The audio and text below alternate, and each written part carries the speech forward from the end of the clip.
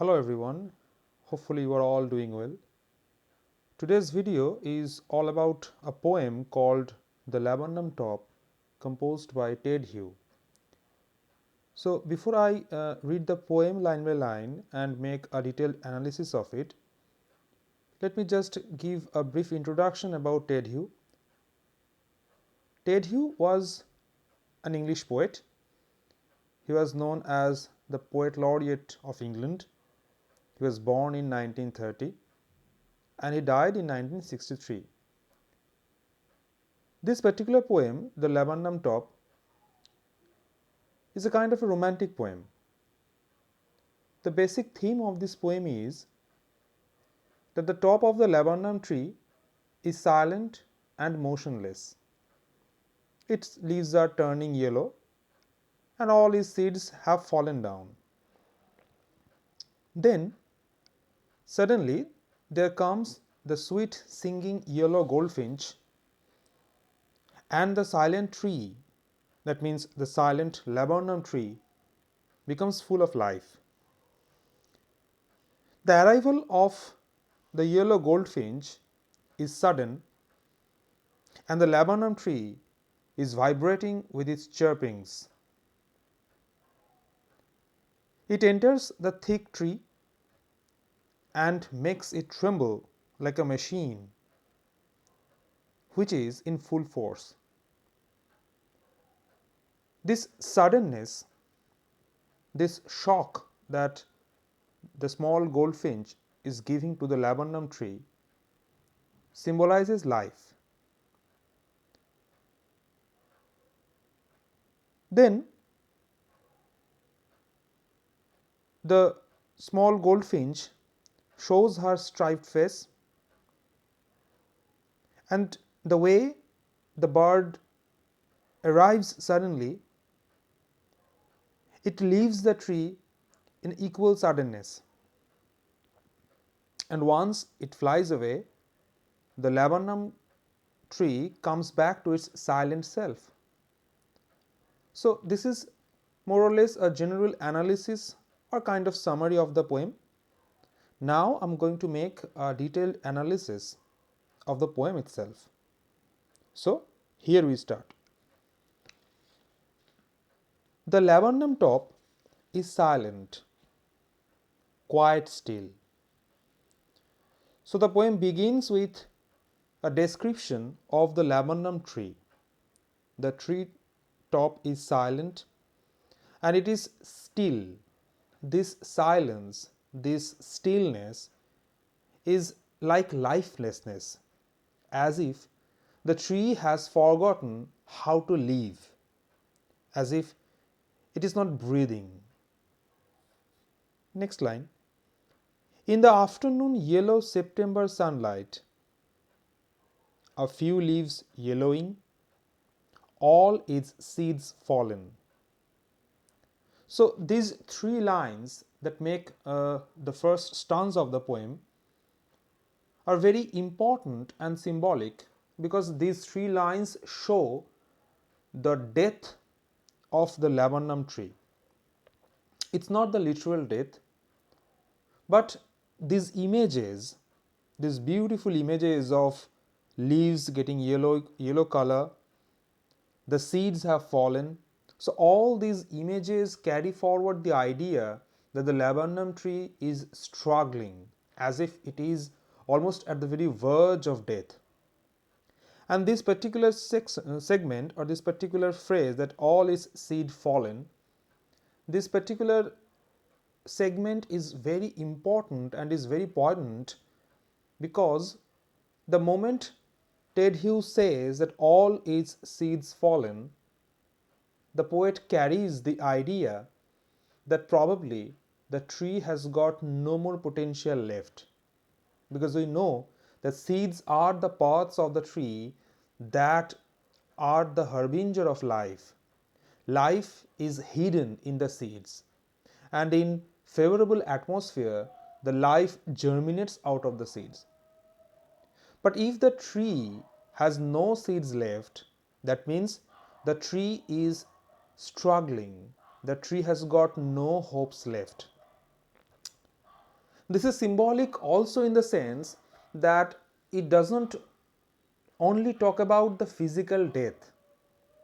It is also a stanza that talks about pessimism, as if we compare the laburnum tree to that of a human being, as if the man or the person, that human being, has lost all the optimism in life.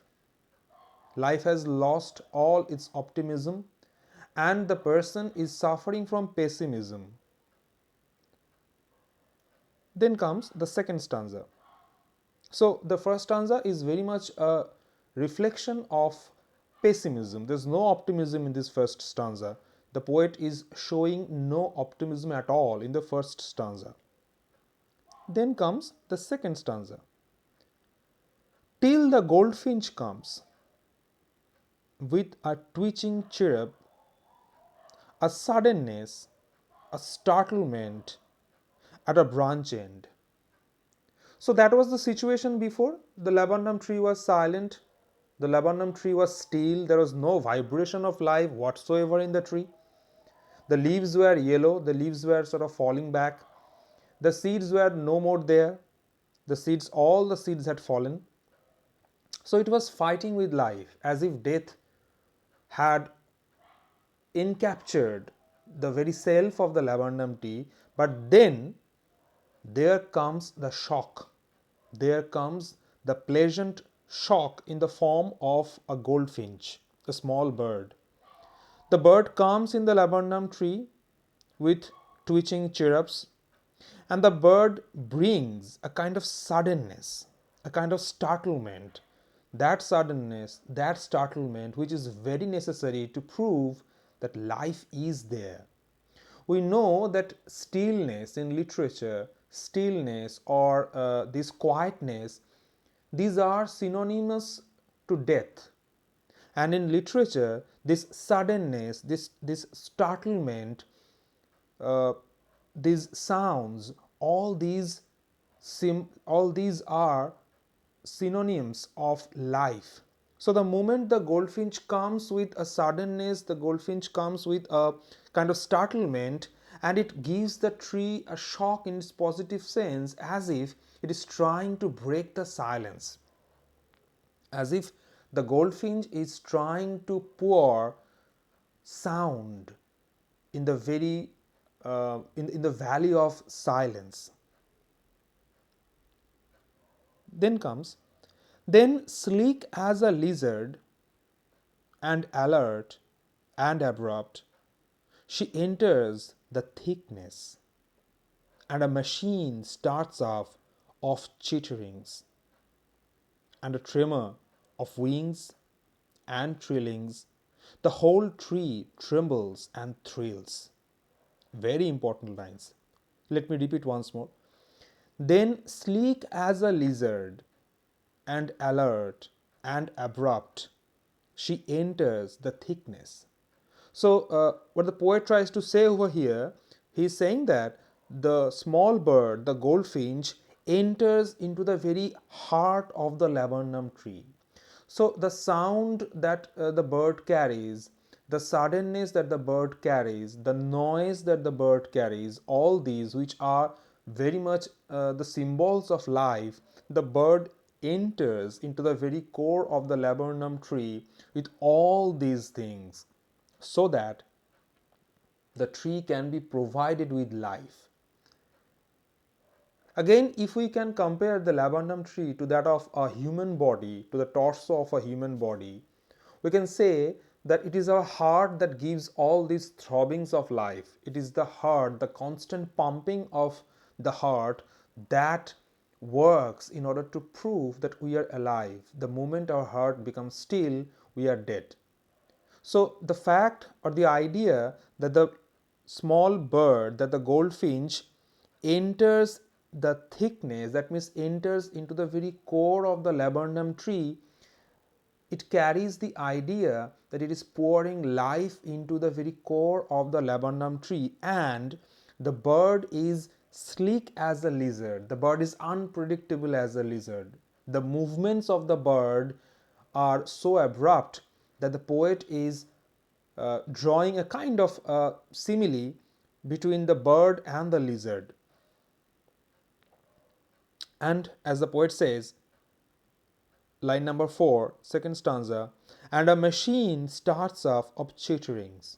So if the heart is the machine of a human torso, if the sound that the heart produces with each single pumping represent life, then the chitterings of the bird, the chitterings of the small goldfinch also represent life that the bird is carrying in order to give life to the still laburnum tree. And a tremor of wings and trillings, the whole tree trembles and thrills, and this is something magical. So the tree, as the first stanza, as far as the first stanza is concerned, the tree is suffering from some kind of stillness, then that stillness is synonymous to death.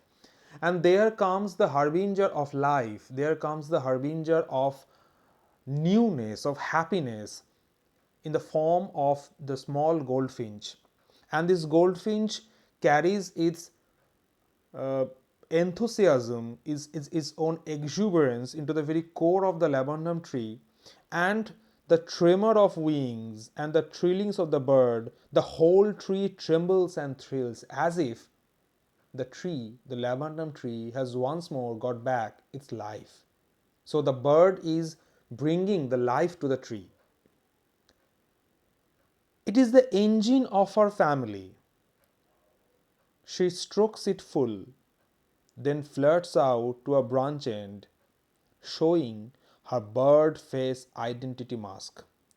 So it says that the bird is uh, the bird cannot sit still. The bird is full of life. The bird is full of exuberance. It is very jovial, and this is the exuberance, or this exuberant bird is like a good message, is like a good Samaritan to the tree that was almost dying. If we can sort of if we can stretch our imagination a bit farther, we can also compare this entire thing to the myths of Bible, I mean to the biblical myth, as if the goldfinch is Jesus himself and he is bringing good message, he is bringing life to those who are almost lifeless. And literature actually allows us to stretch our imagination, because this is the pleasure, this is the happiness of reading literature. Third stanza. Then, with airy, delicate whistle chirrup whisperings, she launches away. So, the arrival of the goldfinch was very sudden, and equally sudden or equally abrupt is its leaving. So, the way the goldfinch arrives suddenly, it leaves the tree in equal suddenness towards the infinite. Now, this is interesting. If we imagine the bird uh, as a living object, we probably can't say that the bird is flying towards infinite, because a living object has to have some kind of goal. A living object has to end somewhere. A living object cannot go towards the infinite. So probably the bird, the goldfinch, is more important than a physical bird. The goldfinch, the existence of the goldfinch is not restricted or limited in its physical existence only. Probably Ted Hughes has a more important project to show over here. Probably the small bird is a personification, or is a personified form of inspiration. Inspiration is something that is very important for human, for a person. A person, if the person loses inspiration, it is not expected that the person would go on. Often, life seems to be suffering without inspiration. Often, we feel that we have no goal in our life. Physical death is not the only death. I strongly believe that physical death is something that we cannot sort of avoid. No living object can avoid the physical being. So, physical death is something universal truth. We don't have to worry for it. But physical death is not the only kind of death that is available. Spiritual death is something that is, to me, more dangerous than physical death. And when we feel that we are not sort of in our true color, when we feel that life is not going the way it should go, we need some kind of inspiration to bring life back to us, or to this torso. Here, probably the goldfinch is working, or the goldfinch is a metaphor or a personified form of this inspiration, the inspiration that the poet is thinking of, Ted Hughes is talking about. If life is a journey, and if there was darkness before our birth, and if there will be darkness when we will die, we must say that the lifespan, or the little bit of time that we have got to live in this world, can be compared to light. And in order to let the light glowing, we need some kind of inspiration. And here the goldfinch is actually working as the inspiration, and that is why the moment the goldfinch leaves, as we can see from the very last line of the poem, the moment the goldfinch leaves, what happens? As the last line says, and the laburnum subsides to empty. So the moment the goldfinch leaves the tree, the laburnum tree once more becomes empty. That means the tree is suffering from emptiness. The little bit of optimism that we had got in the second stanza, the optimism is no more, and the way the poem began with a pessimistic tone, it is actually ending in pessimism once again, because the little bit of inspiration that the laburnum tree had received, that inspiration is no more. The goldfinch that brought life, inspiration to the very core of the tree, to the very heart of the tree, is no more. And the moment it passes away, or the moment it leaves, as if the tree loses its life. The tree loses its life at the very instant, and after the departure of the goldfinch, the laburnum is again left alone with its airy silence. As I said earlier, in literature, silence denotes death, and sound, chaos, chaotic situation, chirpings, chitterings, all these things denote life. So, to me, this poem, the Laburnum Top, is a very beautiful poem in the sense, though the poem ends in pessimism, it is a beautiful poem in the sense that somehow this poem is a reflection of our own life. Often it happens that we suffer some kind of blockage. I'm not talking about physical blockage. Sometimes we feel that spiritually we at times we feel that things are not going quite all right with us. Spiritually, we feel that we are suffering from some kind of silence. We suffer from some kind of loneliness. And at that moment of silence, that moment of loneliness, we need someone, be it in a form of a friend, be it in a form of any other kind of spiritual or sort of any kind of influence. We feel that we need an influence so that we may have another go. And this is the kind of inspiration, or this is the kind of suddenness that eventually changes our life. And Laburnum Top, in this poem, the goldfinch is actually playing the role of this life. It pours life into the stillness of the tree, and the moment it leaves the tree, the laburnum tree once more becomes silent. So before I end, I just like to talk about the poem in 2 or 3 lines. So this is the basic message that the poem gives, or this is the basic theme. If you ask me to talk about the poem in 2 or 3 lines, this is the basic theme, that the laburnum tree is silent. The silent laburnum tree suddenly comes to life with the suddenness, with the chirpings of the goldfinch bird. But this suddenness, this life is not permanent. It changes. And we all know that change is the only thing that is permanent. Or, to put it in another way, nothing is as permanent as change. So, the state of the laburnum tree changes. The liveliness lasts only till the time the goldfinch makes the tree abode. The moment it flies away, the laburnum comes back to its silent self. So if you note the poem, or if you note it very carefully, you will find out that this poem talks about, or beautifully rather, this poem beautifully portrays the coexistence of life and death. The poem says that life and death are continuous and simultaneous things in our life, and this is how life goes. So this poem Laburnum Top is a very beautiful poem, and this gives a kind of message to us.